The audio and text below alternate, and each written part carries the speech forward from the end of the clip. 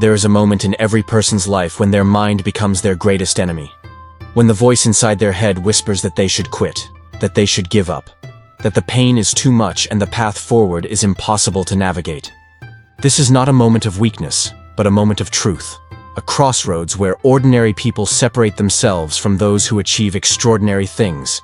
And it was precisely in understanding this universal human struggle that Minamoto no Yoshitsune, the legendary warrior and philosopher of ancient Japan, developed one of the most powerful teachings in the history of human development.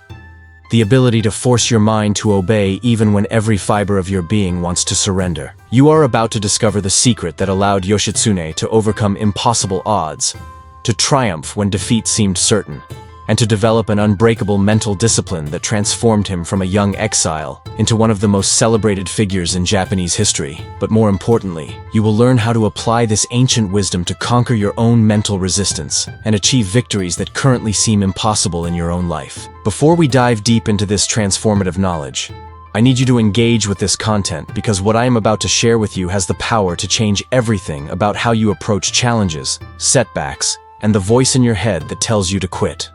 So please hit that like button, subscribe to this channel, and in the comments below, share with us the one area of your life where your mind most often tries to convince you to give up, because by sharing your struggle, you not only help yourself process this weakness, but you also help others realize they are not alone in this internal battle. The story I'm about to tell you happened over 800 years ago, but it could have happened yesterday because the human mind has not changed. Our struggles with mental resistance remain the same, and the solutions that worked then work now with even greater power because we understand them more deeply. Yoshitsune was born into a world where giving up meant death, where mental weakness was not just a personal failure, but a threat to survival itself. Yet even in this harsh environment, he discovered that the greatest battles were not fought with swords against external enemies, but with will against the internal enemy of mental surrender. When Yoshitsune was still a young man, barely past his teenage years, he found himself facing an impossible situation that would have broken most people before they even attempted to fight back. His older brother, Minamoto no Yoritomo, had become the most powerful military leader in Japan, but instead of welcoming Yoshitsune into his ranks, Yoritomo saw him as a threat and began systematically destroying everything Yoshitsune had built, turning allies against him, cutting off his resources, and forcing him into exile with nowhere to run and no one to trust. Most people in this situation would have accepted defeat, would have fled to a distant province and lived quietly, would have let their mind convince them that survival was more important than honor or purpose. But Yoshitsune did something that reveals the core of his mental mastery. He developed what he called the practice of kokoro no shihai, which translates to the sovereignty of the heart over mind, a systematic method for overriding mental resistance and forcing the mind to obey the deeper wisdom of the spirit, even when logic and emotion screamed for retreat. The first principle of kokoro no shihai is the recognition that the mind is not your ally in moments of crisis, that it is designed by evolution to keep you safe, not to help you achieve greatness, and that its primary function is to convince you to avoid risk, to choose the path of least resistance, to give up before you get hurt. Yoshitsune understood that this mental programming, which served our ancestors well when survival was the primary concern, becomes a prison when you are trying to achieve something significant, something that requires you to push beyond the boundaries of comfort and safety into the realm where extraordinary results are created. When you understand this fundamental truth about the mind, you stop fighting against your thoughts and instead learn to observe them with the detachment of a warrior who knows that the enemy's strategy is predictable and therefore can be countered with systematic precision. Yoshitsune would spend hours in meditation, not to empty his mind of thoughts, but to study the patterns of mental resistance, to understand exactly how his mind tried to convince him to quit, what arguments it used, what emotions it triggered, what scenarios it painted to make surrender seem reasonable and intelligent. Through this practice, he discovered that mental resistance follows predictable patterns, that it always attacks at specific moments, uses certain types of arguments, and triggers particular emotional responses. And once you map these patterns, you can prepare countermeasures that neutralize the mind's attempts to derail your progress. The second principle of Kokoro no Shihai is the development of what Yoshitsune called Tamashi no Koe, the voice of the soul, which is the deep inner knowing that exists beneath the chatter of mental resistance, the part of you that knows what you are truly capable of achieving and refuses to accept anything less than your highest potential. This voice is always present, but in most people it is drowned out by the louder, more urgent demands of mental comfort, social approval, and emotional safety. Yet when you learn to access this deeper voice and give it authority over your actions, you discover a source of motivation and determination that cannot be exhausted, because it comes from your essential nature rather than from external circumstances. Yoshitsune developed specific practices for strengthening this inner voice and giving it dominance over mental resistance, practices that modern neuroscience has proven to be incredibly effective at rewiring the brain for resilience and determination. He would begin each day before dawn with a practice he called Tamashi no Mezame, the awakening of the soul, where he would sit in silence and ask himself 3 specific questions. What is my deepest purpose in this situation? What would I do if I knew I could not fail? What action would I take if I were already the person I am trying to become? These questions bypass the mental resistance entirely because they speak directly to the deeper wisdom that exists beneath fear and doubt, and when you answer them honestly, you receive guidance that comes from a place of strength rather than weakness, from possibility rather than limitation, from your highest potential rather than your current circumstances. The power of these questions lies not in their complexity, but in their ability to shift your perspective from what you cannot do to what you must do, from what might go wrong to what could go right, from who you have been to who you are becoming. And when you make decisions from this elevated perspective, your mind has no choice but to follow because you have given it clear direction based on principles rather than fears. But knowing what to do and actually doing it when your mind is screaming for you to quit are 2 completely different challenges. And this is where Yoshitsune's third principle becomes crucial. Kishi no Senryaku, the strategy of the decisive moment, which is a systematic approach to taking action even when every part of you wants to stop, hesitate, or reconsider. Yoshitsune discovered that there is always a specific moment in every challenging situation when the mind makes its strongest attempt to convince you to give up. And he called this the Ketsudan no Toki, the moment of decision when your next action will determine whether you move toward your goal or away from it, whether you honor your deeper purpose or surrender to mental comfort, whether you become stronger or weaker as a result of this experience. The strategy for this decisive moment is deceptively simple, but requires tremendous courage to implement. You must take the next right action immediately, without thinking, without analyzing, without considering alternatives, because any delay gives the mind time to construct elaborate arguments for why quitting is the intelligent choice. Yoshitsune trained himself to recognize the moment when mental resistance peaked, and instead of trying to overcome it through willpower or positive thinking, he would immediately engage in physical action that moved him toward his goal, because he understood that action changes state faster than thought, that movement creates momentum, and that momentum makes the next right action easier to take. When his mind told him that challenging his brother's forces was suicide, he immediately began preparations for battle. When fear whispered that his men would abandon him, he immediately called them together and shared his vision of victory. When doubt suggested that his resources were insufficient, he immediately began developing creative strategies for achieving more with less. In each case, he bypassed mental resistance by moving from contemplation to action so quickly that his mind did not have time to mount an effective argument for retreat. This strategy works because the mind requires time to build compelling cases for quitting. But action interrupts this process and creates evidence of progress that the mind must acknowledge.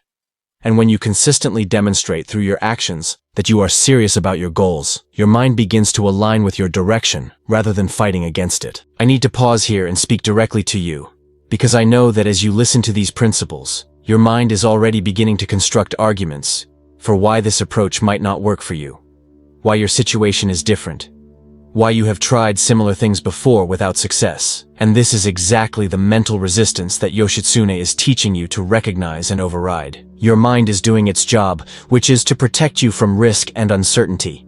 But protection and growth cannot coexist. And if you want to achieve something you have never achieved, you must be willing to become someone you have never been. And that requires overriding the mental programming that has kept you safe, but small. The question you need to ask yourself right now is this: How much longer are you willing to let your mind make decisions for you based on fear rather than faith, on limitation rather than possibility, on who you have been rather than who you could become? Please pause for a moment and write in the comments below, using these exact words. I am ready to stop letting my mind control my destiny. Because when you make this declaration publicly, you are making a commitment not just to yourself, but to everyone who reads it, and that social accountability becomes a powerful force for following through on your decision to apply these teachings.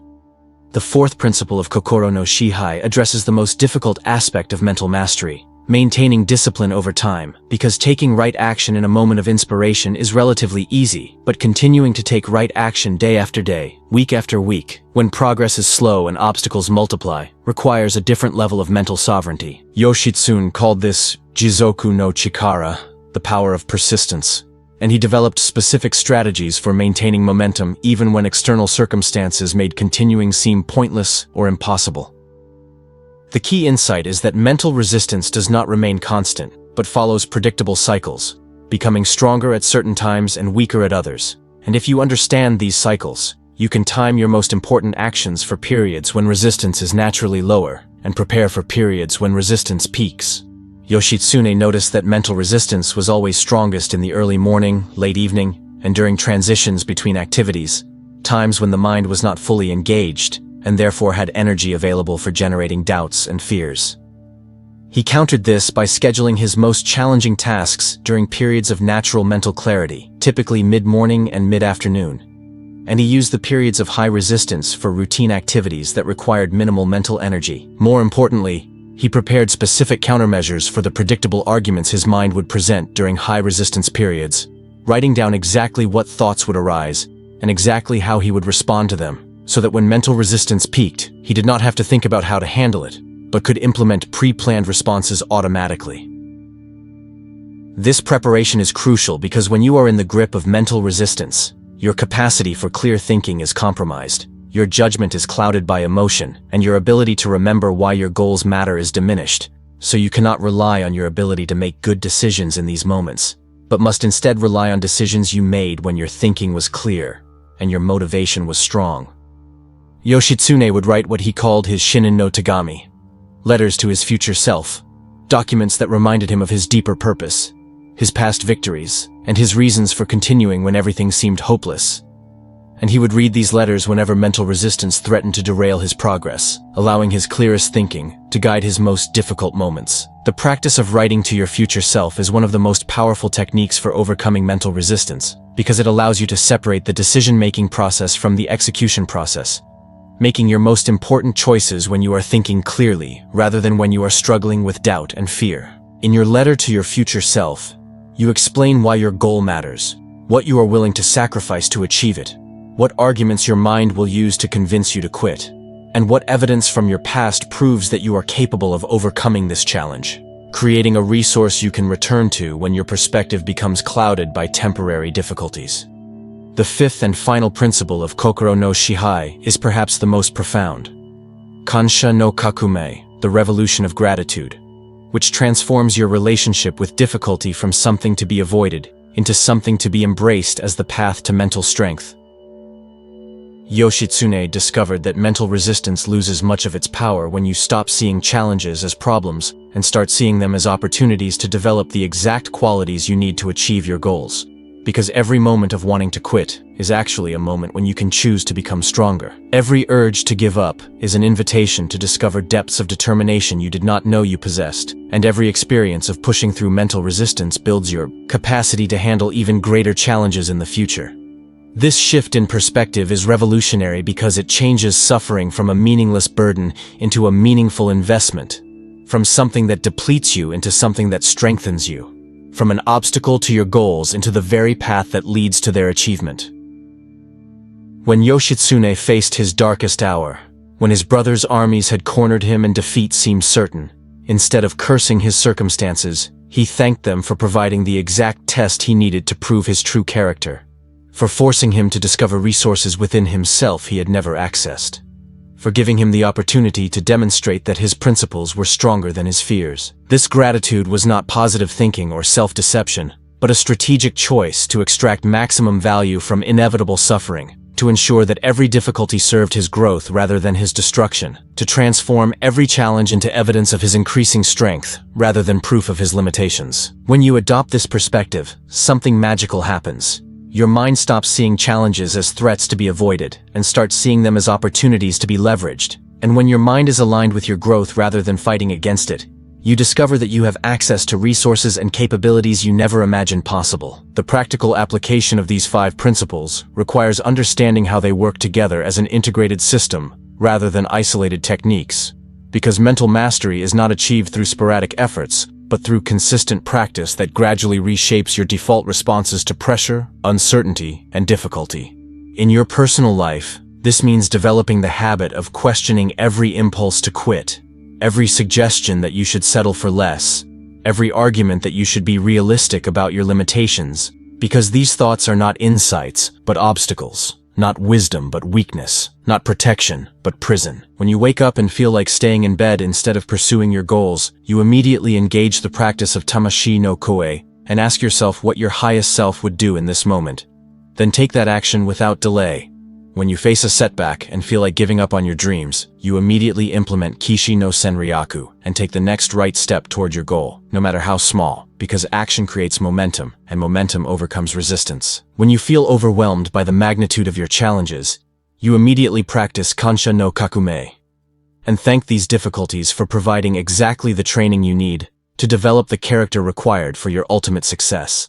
In your relationships, these principles transform how you handle conflict, disappointment, and the urge to withdraw when things become difficult.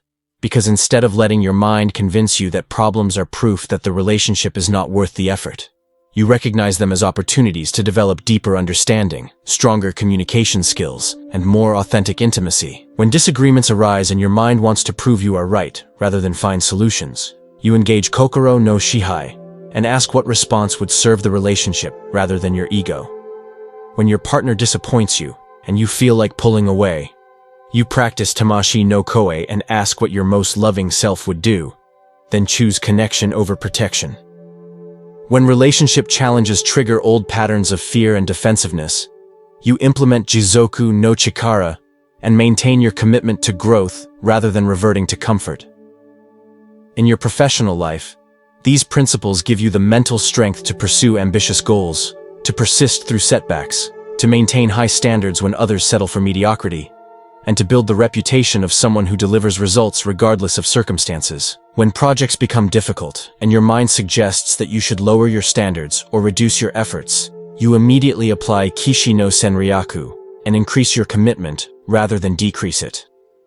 When colleagues doubt your vision and pressure you to conform to limited thinking, you practice Tamashi no Koe and stay connected to your deeper purpose rather than seeking approval. When progress is slower than expected and you feel like abandoning your long-term goals, you implement Jizoku no Chikara and maintain consistent effort while others give up.